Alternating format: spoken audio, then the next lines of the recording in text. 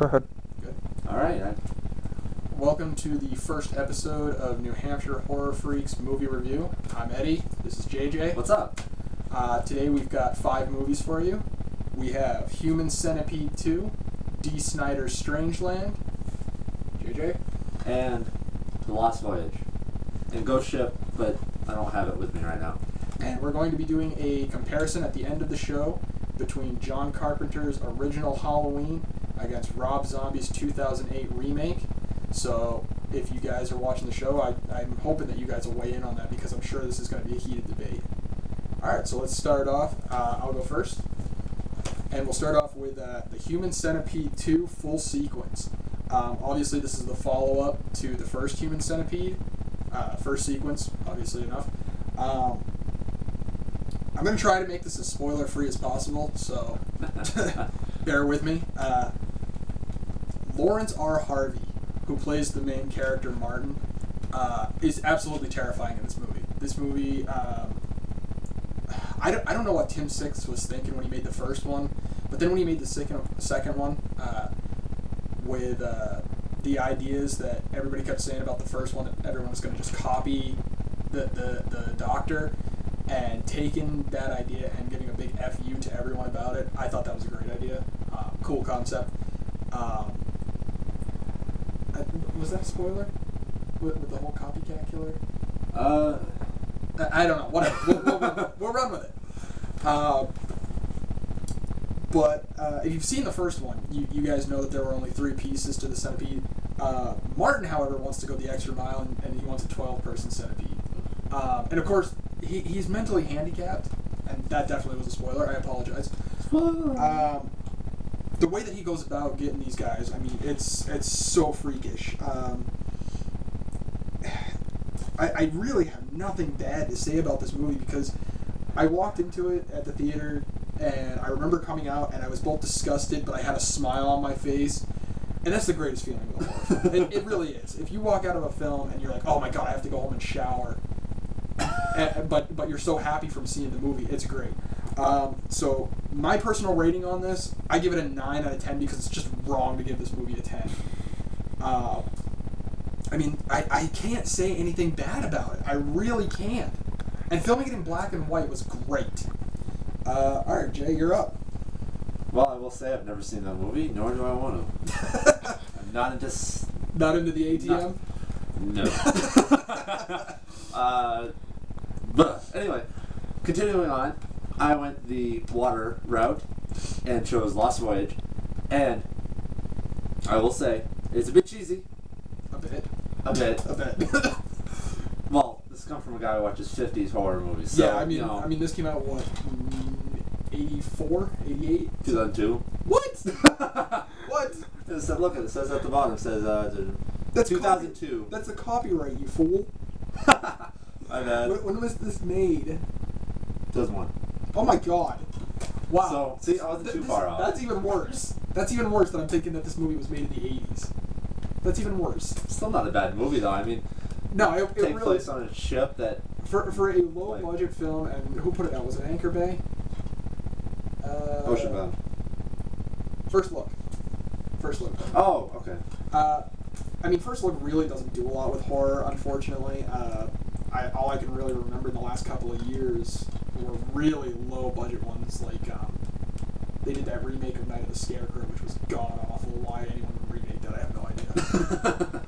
I actually really liked The Lost Voyage. I thought it was a pretty cool flick. I thought it had a cool, like, you know, all of a sudden a ship coming out of the Bermuda Triangle.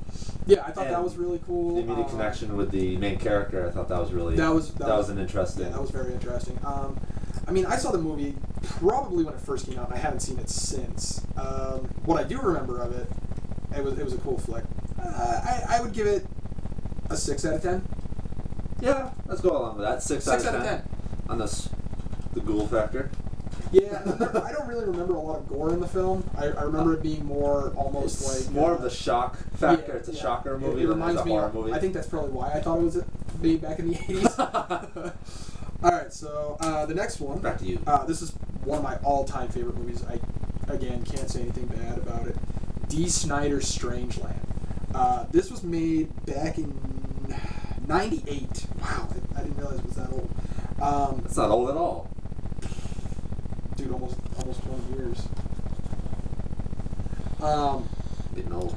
Are we all?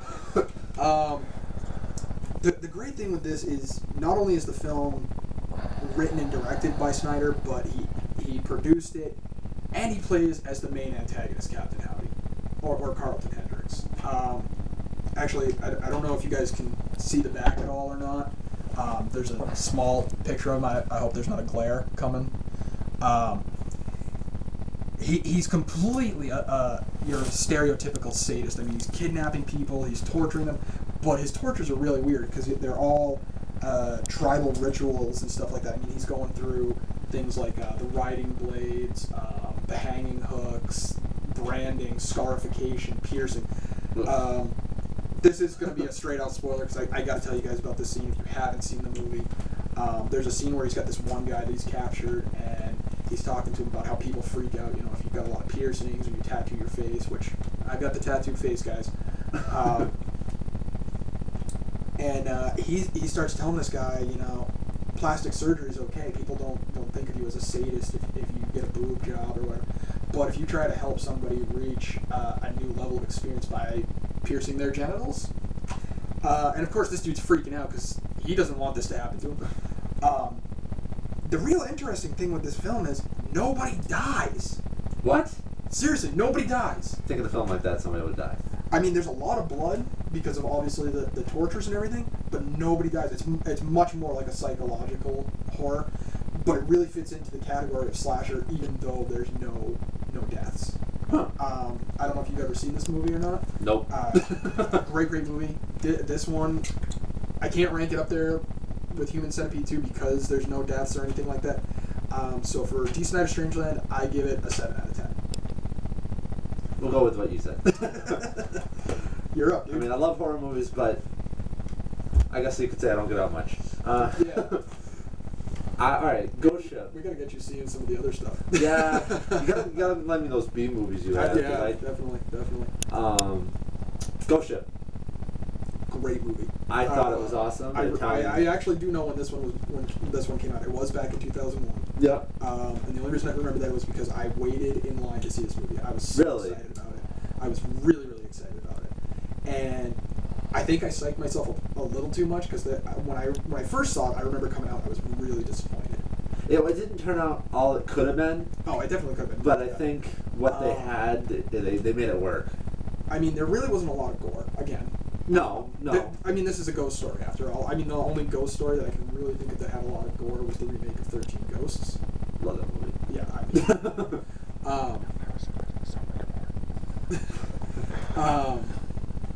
but the scene with the woman who was a singer, the Italian singer there. Her body began to decay after she started moving. I thought that was really cool. That was the cool. elevator scene, of course, was great. When it first opens and shows you the big who's out. I'm not going to spoil it. That I thought was great. When I first saw the movie, that actually made me jump like 10 feet. It did for me too. It did for me. It's like, whoa! Hey. And the thing is, with this one, a lot of the scares were very similar to another film that came out right around the same time, which I know I'm probably in the minority for saying that I love this movie, but the original Blair Witch. I actually like the Blair Witch. If you remember the original Blair Witch, there was a lot of like around the corner scares. Yes. And I thought that Ghost Ship had a lot of those kind of scares. It did. It really did. Personally, with Ghost Ship, you really don't have a lot to compare it to because there's not a lot of Ghost Ship style movies. I thought of this off the top of my head. I actually compare it when I first saw it. I compared it to Lost Voyage. Really? Around the same time because I watched them back to back when I first saw them both. Okay, I could see that. There was some sort of... For me personally, when I first saw the film, the only thing that I could remember that was very similar was The Mist. Oh, okay. Or not The Mist, the Fog. The Fog. Sorry, the old one or the new one? The original. Okay, the one with Jamie Lee Curtis. Exactly. And that was the only thing I could really compare it to, and because I don't think I had seen that at the time. I hadn't seen The Triangle or anything like that. So it was really kind of difficult to find something to compare it with. I thought it was. I just thought it was cool because, like, when you first saw it, you didn't know what the hell was going on, and then it just tells you the backstory basically right at the end. It did. It very much did. And guys, that was the creepy ghost here at Mansfield Books. By the way, that's where we're shooting. That's why there's so many books around. We're in Tilton, New Hampshire. So if you guys are in the New Hampshire area and you guys want to come in for a live viewing, or you want to just stop in and say hi, Mr. Mansfield. His books are cheap, I would say. Very, very cheap. Not cheap like you don't pay a lot of money for them. Dude, you're making him sound like a whore. Could I make you hot? Okay, so now we're gonna get to the comparison. Obviously, like we said, this is gonna be a Halloween battle, which we should have saved this for Halloween. I think it would have been cool to do this on Halloween. Yeah. But couldn't wait. Yeah, I mean, this is one that is constantly brought up. So, obviously, in one corner, we have John Carpenter's 1978 original... classic. I didn't want to say classic just because it makes it sound a lot older than it actually is. And then, of course, we have... And I had to bring this one because, obviously, you guys are going to know who I side with. The 2008 Rob Zombie Halloween remake. My brother, our cameraman, hates this movie. Absolutely hates it. I want to get your take. What do you think, man?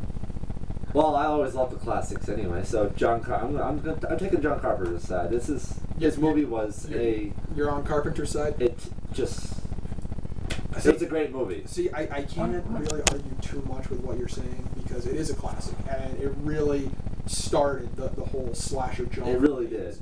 I mean, some people might argue the fact that it was started with Psycho, because Psycho kind of started it. But Carpenter's, to me, it wasn't scary. Like, I look back at it, and even as a kid, I wasn't scared. The guy who played Michael Myers in that one, I can't remember his name, so if any viewer knows it, please send it. But he was like 5'2". That's all not right, so he's short. That's not scary. that screams mental patience. Slap him upside the head, send him on his way. For me, I met Tyler May. I got to meet him at this year's Rock and Shock, and the guy is like 7'8". He's huge, nicest guy in the world.